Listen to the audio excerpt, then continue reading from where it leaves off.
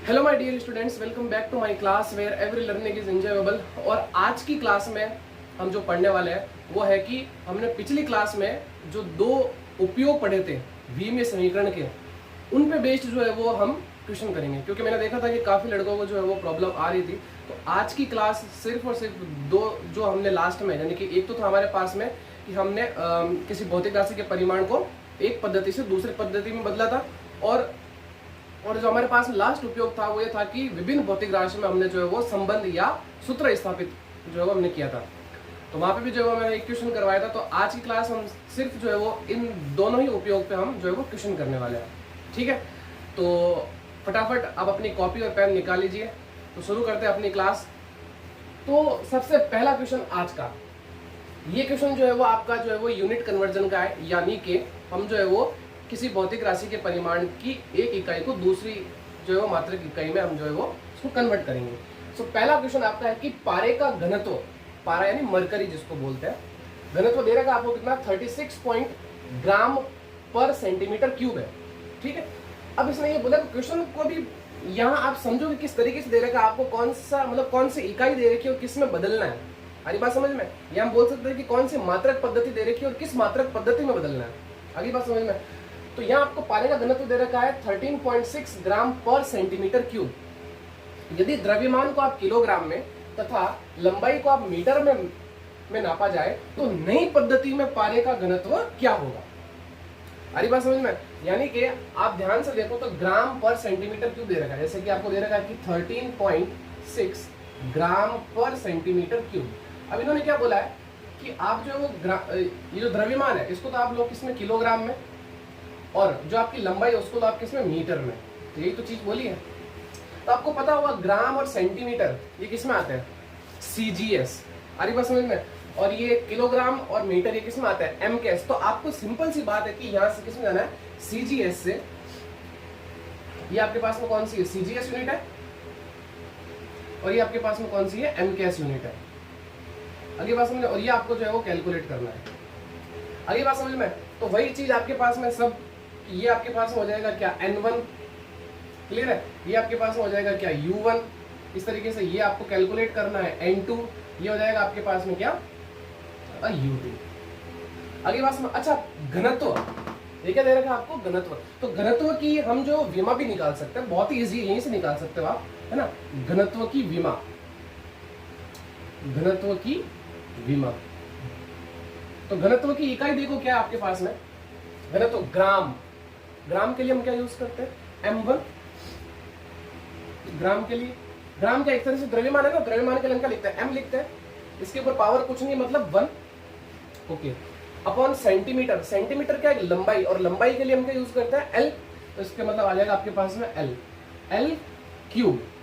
लेकिन ये डिवाइड में ऊपर जाएगा तो -3 हो जाएगा। अब समय तो दे नहीं रखा, तो इसका मतलब P इज इक्वल टू कितना, जी। तो ये हो गई आपके पास में क्या, घनत्व की विमा।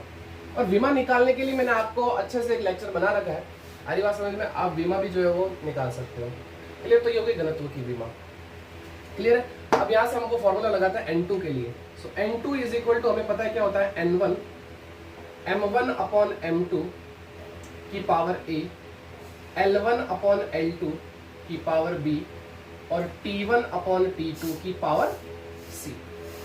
आगे बात समझ में, ओके। N2 तो कैलकुलेट करना है, N1 दे रखा है आपको कितना 13.6, M1 तो M1 होगा ये वाला, M1 आपके पास में यहाँ पे क्या होगा, ग्राम। आगे बात समझ, यहाँ लिख लूं मैं, M1 आपके पास में है क्या, 1 ग्राम, क्लियर है। इस तरीके से आपके पास में L1 आपके पास में क्या है, 1 सेंटीमीटर, और T1 तो आपको दे नहीं रखा है। इस तरीके से हम बात करें M2, तो M2 दे रखा है आपके पास में क्या, 1 किलोग्राम। ये M2 तो है, मतलब U2 इसी के अंदर इसकी इकाई होगी ना। और L2 ये आपके पास में किसमें, मीटर, तो यानी कि 1 मीटर। तो ये सारी चीजें भी आपको दे रखी है। अगली बात समझ में, ओके। सो M1 आपके पास में क्या हो जाएगा, 1 ग्राम अपॉन 1 किलोग्राम, क्लियर है। चलो, इसकी पावर कितनी है, देखो M1 की पावर कितनी है, 1, मतलब M की पावर सीधी सी बात है। L1 दे रखा आपको कितना, 1 सेंटीमीटर अपॉन 1 मीटर, और इसकी पावर कितनी दे रखी है आपको, -3। टी के लिए कुछ दे ही नहीं रखा तो लिखने की जरूरत ही नहीं है। अगली बात समझ में। सो N2 इज इक्वल टू 13.6, ये हो जाएगा आपके पास में 1 ग्राम अपॉन 1 किलोग्राम कितना होता है 1000 ग्राम, ये 1000 ग्राम हो जाएगा आपके पास में। ये आपके पास में 1 सेंटीमीटर है ना, ये 1 सेंटीमीटर और 1 मीटर इक्वल टू कितना हो जाएगा 100 सेंटीमीटर की पावर कितनी हो जाएगी -3।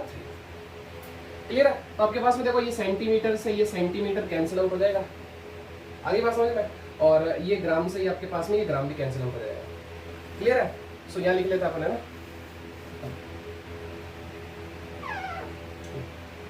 कि N2 इज इक्वल टू 13.6, यहां से आपके पास में कितना हो जाएगा 1 अपॉन 1000 इंटू ये कितना 10 की पावर 2 हो जाएगा। ये आपके पास में 1 अपॉन 10 की पावर 2 की पावर कितनी हो जाएगी -3, ये 10 की पावर 2 और ये -3। So N2 is equal to 13.6 into 1 upon 1000 into ये ऊपर चला जाएगा तो कितना हो जाएगा 10 की पावर 6 हो जाएगा प्लस का 6, बिकॉज 10 की पावर 2 और -3 से मल्टीप्लाई करोगे तो -6 हो जाएगा, ऊपर जाएगा तो प्लस का 6 हो जाएगा। अगली बात समझ में। और ये इससे 3 बार कट जाएगा, ठीक है ना। तो N2 is equal to 13.6 into 10 की पावर कितना 3, ये है। तो इसका मतलब हम बोल सकते हैं कि 13.6 ग्राम पर centimetre cube is equal to आपके पास हो जाएगा 13.6 into 10 to the power 3 kilogram पर मीटर क्यूब। ये हमने कैलकुलेट कर लिया। अगली बात समझ में, इसको काट देना है ना यहाँ से 1 2 3, ये कट जाएगा आपके पास में 3 बार, तो हो जाएगा आपके पास 13.6 इंटू 10 की पावर 3। तो एक क्वेश्चन मैंने ये किया आपके कौन सा कि किसी भौतिक राशि के परिमाण को एक इकाई से दूसरी इकाई में बदलना, क्योंकि हमने पिछली क्लास में MKS से CGS में बदला था। इस क्लास में हमने जो है CGS से MKS वाला एक क्वेश्चन ले लिया। अगली बात समझ में।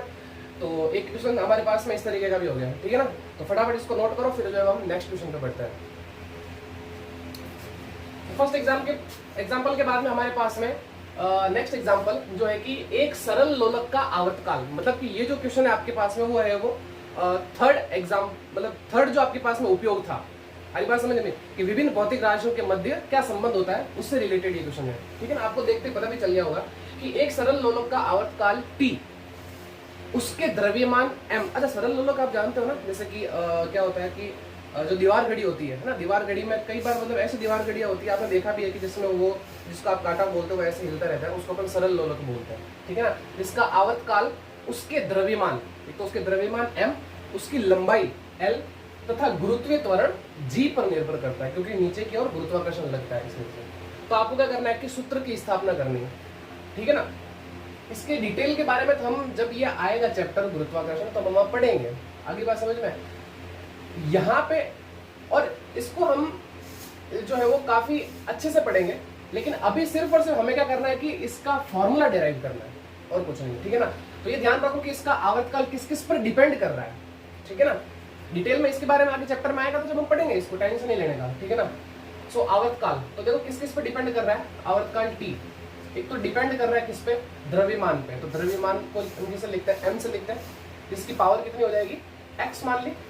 दूसरा आवर्तकाल किस पे डिपेंड कर रहा है, लंबाई पे, यानी L की पावर हमें नहीं पता है, तो भाई जैसे जैसे दे रखा है ना वैसे वैसे लिख लो, आगे बात समझ में।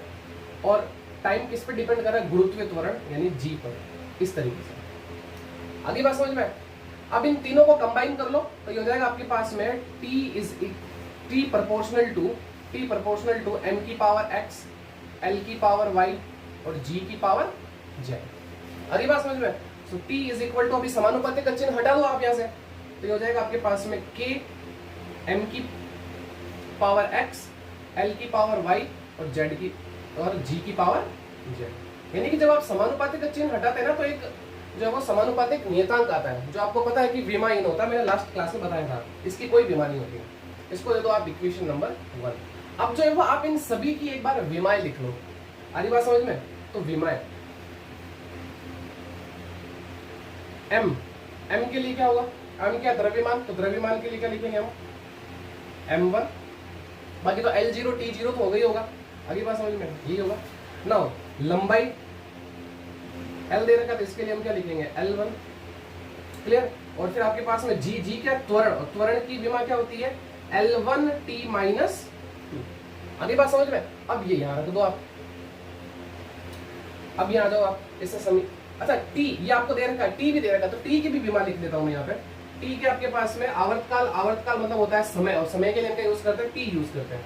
तो अब ये सारे विमा यहाँ रख दो, ठीक है ना। तो समीकरण 1 से, समीकरण 1 से, तो समीकरण 1 से देखो आपके पास में क्या हो जाएगा, ये हो जाएगा आपके पास में, देखो यहाँ आपके पास में सिर्फ टी आ रहा है, तो m और l तो है ही नहीं ना, तो इसका मतलब हम इसको कैसे लिख सकते हैं m0 l0 और t की पावर 1 ऐसे लिख सकते हैं ना, क्योंकि यहाँ पे सिर्फ और सिर्फ time is equal to k, is equal to k। फिर उसके बाद में क्या आ रहा है m की पावर 1 और फिर ये कितना पावर x, लंबाई के लिए हम क्या लिखेंगे l की पावर y, और इसके लिए L1 t माइनस 2 की पावर कितनी z। अगली बात समझ में। ओके, अब इनको कंबाइन कर लो, m वाली पावर जो है वो एक साथ कर लो, l वाली पावर एक साथ कर लो, t वाली पावर एक साथ कर लो, तो ये हो जाएगा आपके पास में m0 l0 t की पावर 1 इज इक्वल टू, यहाँ से आपके पास में ये तो k कांस्टेंट है ही है, ठीक है। देखो सिर्फ और सिर्फ m एक बार ही है, तो इसका मतलब ये हो जाएगा आपके पास में m की पावर x। अब बात करते हैं l के लिए, तो l देखो यहाँ पे भी आ रहा है और यहाँ पे भी आ रहा है, तो ये हो जाएगा आपके पास में देखो l की पावर y, और ये क्या हो जाएगा आपके पास में l की पावर z। तो आधार समान है तो गाते क्या हो जाएगी, जुड़ जाएगी, तो इसका मतलब y प्लस z, और t एक बार ही आ रहा है, इसका मतलब t की पावर कितना हो जाएगा माइनस का 2z। अब देखो ये समीकरण इसके बराबर है, तो इसका मतलब जब आधार बराबर होगा तो इनकी घातें भी क्या हो जाएगी आपस में जो है वो बराबर हो जाएगी। अगली बात समझ, जब इनका आधार बराबर है तो घातें भी क्या हो जाएगी, बराबर हो जाएगी। तो यहाँ पे लिखते हैं m l t के घातों की तुलना करने पर, तुलना करने पर, तो यहां से देखो m की पावर 0, तो x बराबर क्या मिल जाएगा आपको 0, चलो खत्म ये बात। तो उसके बाद आगे बढ़ो, y plus Z, y plus Z बराबर ये कितना हो जाएगा आपके पास में 0, चलो ठीक है। नेक्स्ट हो जाओ आप यहाँ से, ये हो जाएगा आपके पास में माइनस का 2z बराबर कितना हो जाएगा 1, तो यहाँ से आपको z बराबर कितना मिल जाएगा, देखो ये नीचे आएगा तो माइनस का 1/2 मिलेगा। अच्छा ये अब z की वैल्यू जो है ना वो यहाँ पुट करो इसके अंदर, तो ये हो जाएगा आपके पास में y plus minus 1/2 is equal to 0, ये उस तरफ जाएगा तो y बराबर आपको क्या मिल जाएगा 1/2, तो x भी मिल गया, y भी मिल गया और z भी मिल गया, ठीक है ना। तो x, y व z के मानों को समीकरण 1 में रखने पर, समीकरण 1 में रख दो इनको, इन सभी को 1 में रख दो, तो यहाँ रखोगे तो आपके पास में देखो क्या मिलेगा, t is equal to k m की पावर 0 l की पावर कितनी है y, तो y की वैल्यू कितनी है 1/2, और फिर g की पावर कितनी है z, तो ये कितना है आपके पास है -1/2। अच्छा किसी की भी घात 0 उसकी वैल्यू कितनी होती है 1 होती है, सो t बराबर k, ये हो जाएगा आपके पास में l की पावर 1/2, इसको मैं नीचे लेके आ जाऊंगा, ये हो जाएगा आपके पास में g की पावर 1/2, क्लियर है। अच्छा दोनों पे 1/2 का मतलब क्या होता है अंडर रूट, तो इसको मैं ऐसा लिख सकता हूँ t is equal to k under root l/g, और प्रैक्टिकली एक्सपेरिमेंटली जो k की वैल्यू निकल के आती है वो आती है 2 पाई, तो इसी तरीके से हमारे पास में t इज इक्वल टू आ जाता है 2 पाई रूट l/g, ये फॉर्मूला हमने डेराइव कर दिया। यहाँ लिख लेता हूं मैं, चूंकि k बराबर कितना 2 पाई एक्सपेरिमेंट में। अगली बात समझ में, तो इस तरीके से हम जो फॉर्मूला डेराइव करते हैं, तो फटाफट आप इसको भी नोट करिए, फिर जो है हम नेक्स्ट क्वेश्चन पर बढ़ते हैं। सेकंड एग्जांपल के बाद अब बढ़ते हैं हमारे नेक्स्ट एग्जांपल की ओर। ये एग्जांपल क्या कहता है, देखो कि एक तार की कंपनों की आवृत्ति n, तार की लंबाई l, तनाव बल T तथा प्रति एकांक लंबाई के द्रव्यमान m पर निर्भर करती है, तो वीमीय विधि से सूत्र की स्थापना करो। कौन, ये जो आवृत्ति है, कंपनों की आवृत्ति, ये किस किस पर डिपेंड कर रही है, तार की लंबाई, तनाव बल और प्रति एकांक लंबाई के द्रव्यमान पर निर्भर करती है, तो वीमीय विधि से जो है वो आपको सूत्र की स्थापना करनी है, क्लियर है। तो पहले लिख लेते हैं किस किस पर निर्भर करती है। तो देखो ये आपके पास में जो आवृत्ति है n, ये किस किस पर निर्भर करती है, तो लंबाई, तो लंबाई की पावर मान ली कितनी x, तनाव बल की पावर मान ली कितनी y, और एकांक लंबाई का द्रव्यमान, इसकी पावर मान ली कितनी, z, ये चीज होगी। अब यहाँ से समानुपाती का चिन्ह हटा दो और एक कांस्टेंट लगा लो, क्या k, तो l की पावर x हो जाएगी, t की पावर y हो जाएगी और m की पावर z हो जाएगी। ये हो गया आपके पास में समीकरण नंबर 1।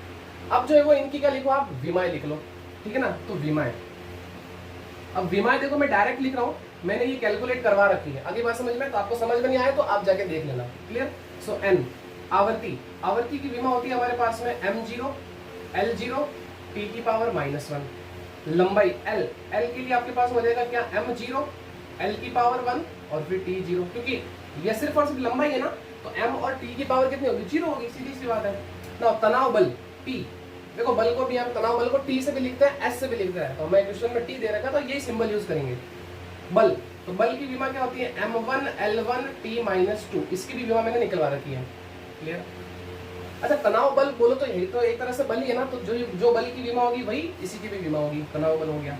उसके बाद में देखो ये क्या, प्रति एकांक लंबाई का द्रव्यमान दे रखा है, ध्यान से सुनना, प्रति एकांक लंबाई के द्रव्यमान, सिर्फ द्रव्यमान नहीं दिया है, तो प्रति एकांक लंबाई के द्रव्यमान, आप इसको ऐसे तो लिखोगे m = प्रति एकांक लंबाई का द्रव्यमान, इकाई लंबाई का द्रव्यमान, ऐसा दे रखा है, सिर्फ द्रव्यमान नहीं दे रखा, ये ध्यान रखो। तो इसको हम कैसे लिखेंगे, m1 ये ऊपर चला जाएगा l की पावर -1 और फिर t0। तो ये इस तरीके से आपको सारी विमाएं दे रखी है। अब क्या करो आप, इन सभी की वैल्यू इसके अंदर रख दो, ठीक है ना। तो समीकरण 1 से समीकरण 1 से, तो समीकरण 1 से देखो n की विमा लिखो, आपके पास में क्या हो जाएगा, m0 l0 t की पावर -1 इंटू k, l की विमा क्या दे रखी है आपको, m0 l1 t0। फिर उसके बाद में आगे आ जाओ, आगे आपको क्या दे रखा है, t तनाव बल, तो ये आपके पास हो जाएगा क्या, इसकी पावर कितनी हो जाएगी, x, इसकी पावर x, m1 l1 फिर t-2, इसकी पावर कितनी हो जाएगी, y, ओके। फिर उसके बाद आपको दे रखा है स्मॉल m की विमा क्या आपके पास में, m1 l-1 और फिर t0 की पावर कितनी हो जाएगी, z। क्लियर है यहाँ तक, ओके। अब आपको मैंने वही तरीका बता रखा है कि m की घातों को 1 कर दो, l की घातों को 1 कर दो और और t की घातों को जो है आप एक साथ कर लो। तो देखो यहाँ आ जाते हैं हम, यहाँ कर ले तो हो जाएगा आपके पास में, देखो कितना, इस तरफ तो m0 l0 t की पावर -1 इंटू k। तो देखो अब m कहाँ आ रहा है, तो ये तो इसकी पावर 0 हो जाएगी, छोड़ो, यहाँ m की पावर y हो जाएगी और यहाँ m की पावर z हो जाएगी, तो m की power y plus z, m की पावर y प्लस z, इसको हटा दो भैया, m की power y plus z, clear है। इसी के साथ आप बताओ l की पावर पे आ जाओ, तो l की पावर देखो यहाँ से x, यहाँ से देखो प्लस y और फिर यहाँ से देखो माइनस का z। अरे समझ में आया, l की पावर x होगी, यहाँ से l की पावर y होगी और यहाँ से l की पावर -z होगी, सभी को एक साथ कर लिया। अब t देखो यहाँ तो 0 हो जाएगा, यहाँ माइनस का 2y और यहाँ पे 0 हो जाएगा, तो सिर्फ और सिर्फ t की पावर कितनी होगी आपके पास में, माइनस का 2y। आगे बात समझ में। अब वही आप कि m l व t के घातों की तुलना करने पर तो कर दो इनकी तुलना।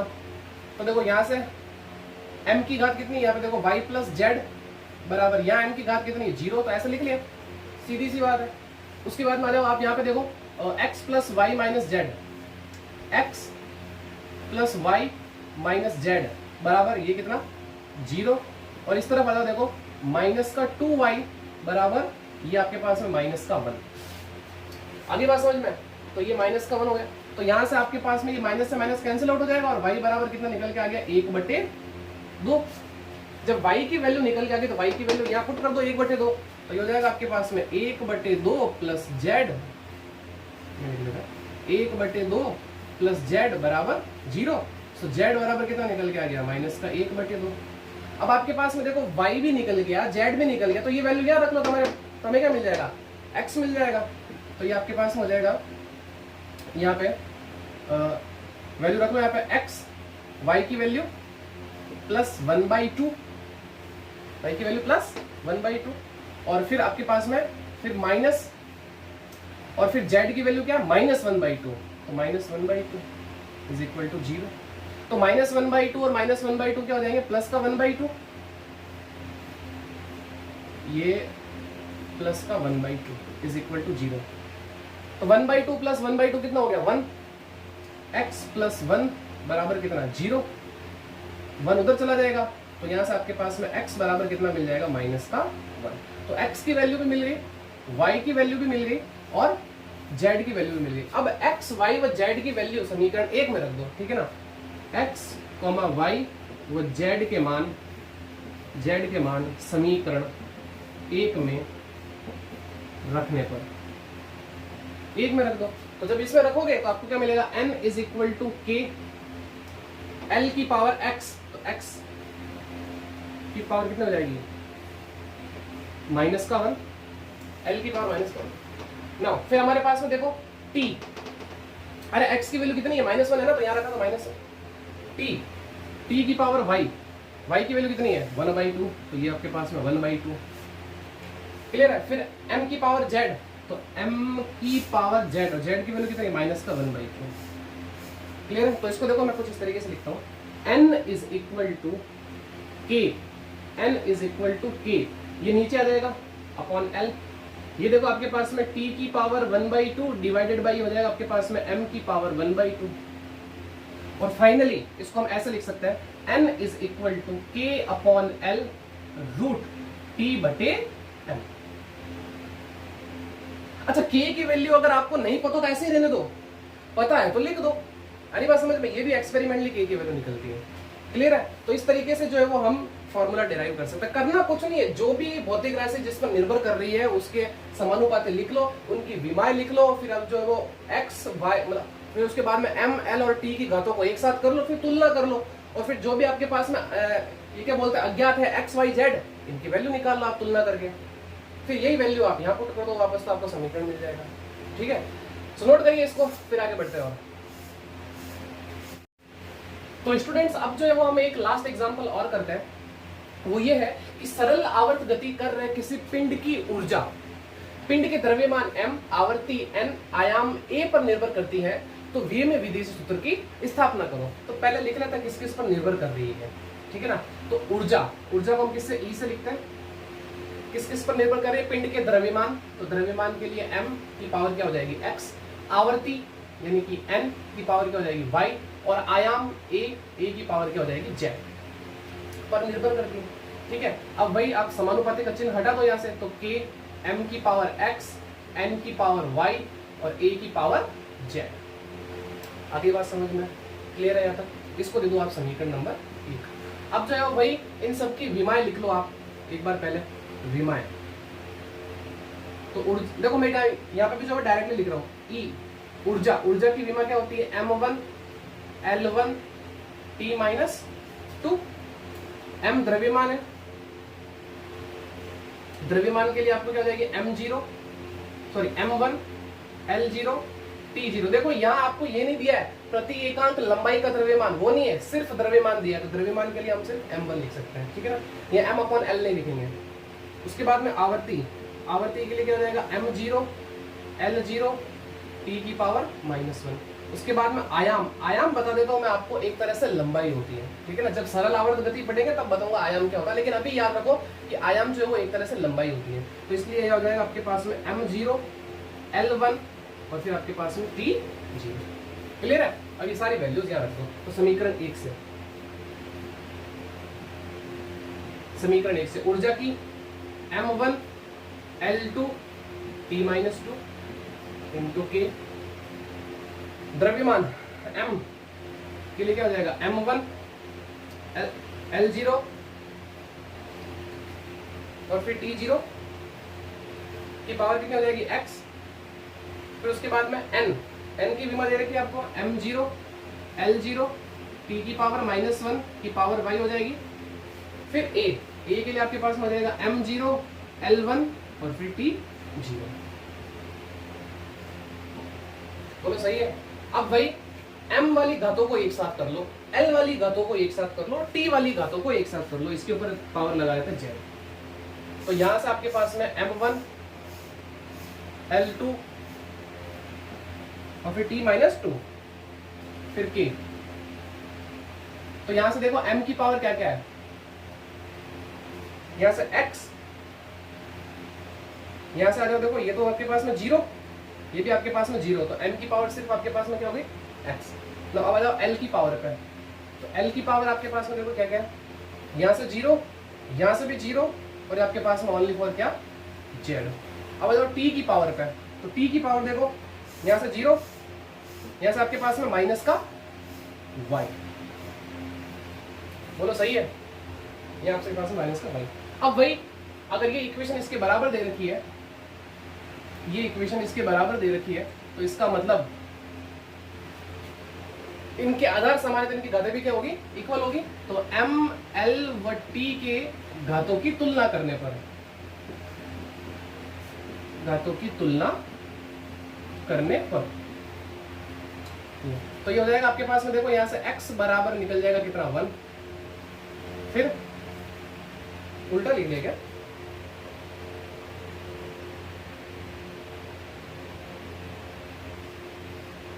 सॉरी, m की पावर तो हो गई x, l की पावर जो सॉरी l की पावर z, ठीक है ओके सही है। तो यहां से आपके पास में z बराबर कितना निकल जाएगा, 2, बिल्कुल सही चल रहा है। x बराबर 1 हो गया, क्योंकि जब बराबर है तो आधार समान है तो घातें भी बराबर होगी ना, तो z बराबर 2, और फिर यहां से आपके पास में माइनस का y बराबर माइनस का 2, तो माइनस से माइनस कैंसिल हो जाएगा, y बराबर कितना निकल जाएगा, 2 निकल जाएगा। अब x y व z के मान समीकरण 1 में रख दो, x y व z के मान समीकरण 1 में रखने पर, तो 1 में रखेंगे तो आपको क्या मिलेगा, देखो E is equal to k, m की पावर कितनी हो जाएगी, x है तो 1, n की पावर y कितना 2, और a की पावर z की भी वैल्यू कितनी 2, ये आपके पास में इक्वेशन निकल जाएगी। आगे बात समझ लो, अगर आपको a की वैल्यू पता हो तो हम यहाँ पर लिख सकते हैं, नहीं पता हो तो नहीं लिख सकते। मैंने आपको बताया था इस उपयोग की एक कमी है, वो ये है कि ये k की वैल्यू नहीं बता पाता है, बाकी फॉर्मूला बिल्कुल सही करेक्ट करके देता है। क्लियर है?